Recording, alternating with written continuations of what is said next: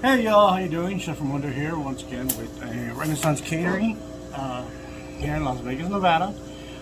Sorry about yesterday. While I was recording, I had some mishaps. Then I ended up falling asleep, so I wasn't able, or I didn't get a chance to upload my video yesterday. So today I'm gonna try to make it up. Yesterday was a slow day. I'll let you know that. Nothing new. The people from the area were still debating. And actually this morning they just confirmed they will be doing a tomorrow's event on the 6th. It's going to be a small event for 10 people. I will go over the menu on that towards the end of this.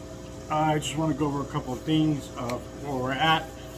Yesterday was a pretty slow day. The only thing I really got done was new proposals that came up. I got the one from the area done, as I said, and they contacted me back. Other than that, I came here, signed the paychecks, of course, for payroll. The two people that worked that week were happy. And then other than that, just picked up my kids from school and went home. Probably another reason why I didn't do a video. I know I said to do one a day, but trying to figure out, I might have just sometimes what I'm going to fill the video up with, other than stories. And yesterday's, I was planning on telling a story. So this is a morning video. I'll tell a story towards the end after I go over the menu. So the menu for tomorrow, what are we talking about? We got 10 people with a bar. So we're going to have a bartender, and we're going to have a server and a kitchen staff member. As far as your menu, it's a very simple menu, but it is at the Aria. So when we do events at hotels and casinos, it's a little bit different. It's a lot more physical labor because you have to go to the casino, you have to go to the lobby, you have to go to the elevator, and you have to set up in the room. I've done Aria quite a bit of times. I already know what they got in their room, so it's not that bad. So let's go over the menu for tomorrow. Hopefully, if I do this correctly, I'm going to try editing today. If I edit this right, there'll be a pause of this picture, and then I'll show the menu as I'm describing it. I don't know if that's going to happen or not. Might happen, might not happen.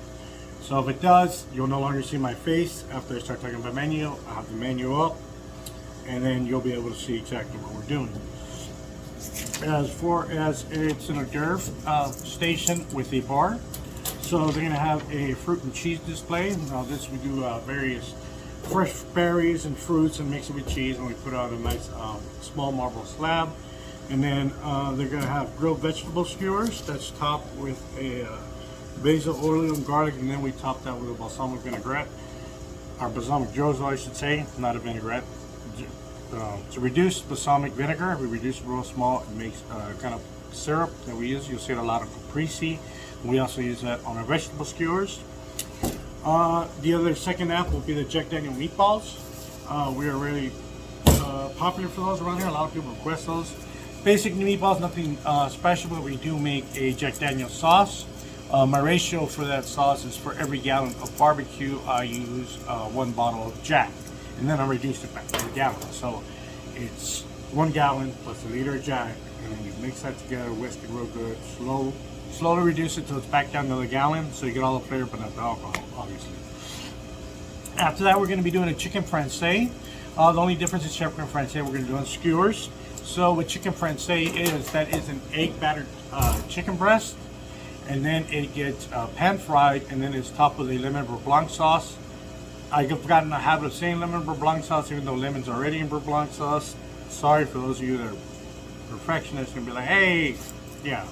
I do add a little bit more lemon than normally, but we're going to be doing them on skewers. So we're not going to be doing an entree portion, they're going to be skewers. And the last appetizer they have is the grilled flanks skewer. Now we're going to do the grilled flank steak, and we're going to top that with a big demi-glaze. And then we're going to also have on top of that, I'm going to reduce some mushrooms, really cook them down, try to get them as small as possible so they look like a nice garnish. And then they got a full bar tomorrow. That's about it. Now, as I said, I have been wanting to do bartending. So for tomorrow, I will be having the people working tomorrow. One will be me. I will not be working as a chef tomorrow. It's a small event. I can get it ready. I will be working as a bartender. As I told you guys, I want to try to learn more on bartending. So I'll be doing the bartending. Miss Sonia, she will be the server, and Mr. Nick, who is a newer employee, he joined us in December. Mr. Nick will be handling the kitchen portion. It's a young kid. We're very motivated. Sad story of my life, but that happens a lot in culinary. A lot of people that come here, they do have pretty sad backgrounds, which is cool. But once again, so we'll see how that went on my editing. If I did come back, if I was able to keep the menu up there for the whole time. Hopefully I did, and then I cut off at the right point. Let's see, as anything else I can go over for tomorrow. So I'll be making a pull list later too. I'm gonna try to put the pull list up. So basically, I'm gonna talk, this should pause again, and then the picture will be up. So this is our pull list. The pull list, as you can see, has different items that needed for events. This is a very small event, so it's checked on. It's going to probably be very little, and those are the things you need to get. And other than that, you don't need to get anything. So thank you guys, and I will guys get back to you this evening to do my end of the day. And now, before I leave for the day, I will reflect and tell you a small crazy story, or many crazy stories. We'll start off with Copeland's of New Orleans. Copeland's of New Orleans is a kitchen I worked in Houston, Texas. I had some awesome people there. It was my first time working in a restaurant with multicultures. As many of you know, I'm from South. South as you can get in Texas, Brownsville, Texas, border town of Matamoros, Tamaulipas, Mexico. So those were two playing grounds growing up. But when I was in Houston, I was only Mexicano and all my friends. I only worked at kitchens during the week. I worked front of the house during the weekend because where money was at. I was in school anyway, so I figured, make as much money as I can now. And it was a great time. The only cool thing, or only odd thing that I learned from Renaissance, they had boxing gloves. So there, if I had a beef with somebody, or somebody had a beef with anybody, we didn't do the HR. HR wasn't really known back then like it is now. Your feelings were, So if you had a beef with somebody, we would put on the gloves and handle it like that. And then they get over it, go back to work. And it worked out, So, but one time at Renaissance, I got challenged by a cook, a very older cook, who wanted to box me. I don't know, we were arguing. I was like, come on, I'll kill you. I'm like 80. Now, I will let you know, at this time I was extremely overweight. I do have a martial arts and a kickboxing background, but at the time I was like 260, and I'm only 5'8", so I was round. I was like a frosty snowman, basically. And I was like, I'll kill you, dude. I'm not gonna hurt you. One of the bartenders there, Debbie. I love Miss Debbie. She was so awesome. She's like, no, I love you, but you kind of look like a punk. I'm like, look, I'm not a punk. This is an old dude. I'm not gonna hurt Grandpa here. But then I was like, you know what? I'll take anybody in this place. I said, I'll take you. Now, Mr. Avery Johnson, who's one of our front house managers, a great friend of mine, who's like a mentor to me too when I was in Houston. He turned around and said, what? I was like, oh, hell no, he didn't. Now, a little background of Avery. Avery was a pastor during the day. So I'm thinking, really? This Bible thumper is going to try to take him away. I'm from the barrio, call it. I was like, fine, dude. And, I knew my background. I knew I was overweight, but in my head, I was still young and stupid. So we go to the banquet halls where we held our fights. This was the first time I saw Avery take off his business shirt. The boy was ripped. He was jacked. When I turned around, I saw him take off his dress shirt. I just saw him. Because normally he looked like the 7-Up guy. For those of you older folks, you know who I'm talking about. I forget the actor's name, but he did the 7-Up commercials that were really popular. He looked like that guy. And then the next thing I know, I see is like muscle, he's cut here, he's cut there. I'm like, oh hell no, this Bible's never been bench pressing them Bibles. So we start to box. Long story short, my fat ass started getting winded. I threw some hits, but everyone completely, he won by decision. We went 2 rounds.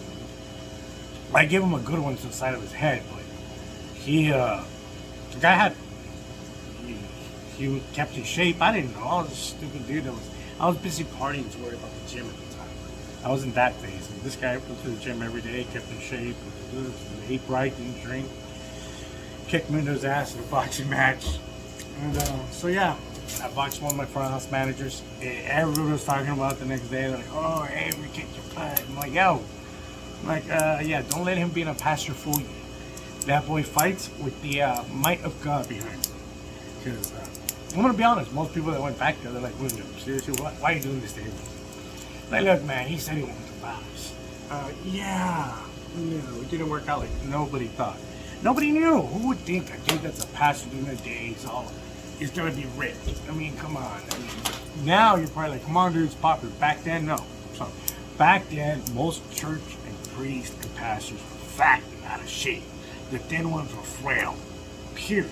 So nobody expected this dude to be a beast. Nobody, especially me. But like I said, we're great friends, and it was more like an older brother teaching his little brother, you still got a lot to learn, calm your jets down, big boy. And he did, and it wasn't the only time I boxed. I had a very loud mouth. I was very, very open. When I turned 18, I wanted the world to know I was normal. Even though I had a heart condition, I didn't like being coddled. So I made it a point to go out, push it. And I challenge people. I don't care. You might be the manager, so what? Right is right, wrong is wrong.